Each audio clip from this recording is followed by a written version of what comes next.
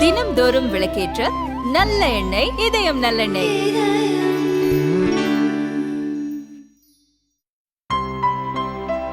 இனிமே கண்ணை மூடிட்டு கடலை எண்ணெய் வாங்கலாம். ஏன்னா மந்த்ரா கடலை எண்ணெய் இதயத்தின் தயாரிப்பு.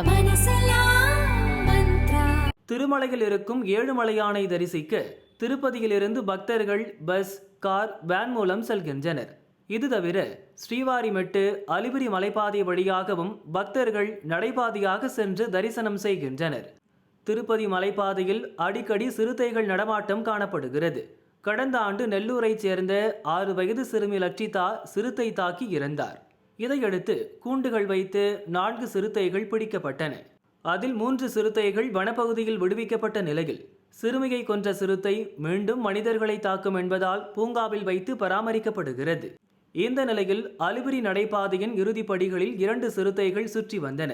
சிறுத்தையை பார்த்த பக்தர்கள் பயந்து அலறினர். பக்தர்களின் அலறல் சத்தம் கேட்டு சிறுத்தைகள் வனப்பகுதிக்குள் ஓடிவிட்டன.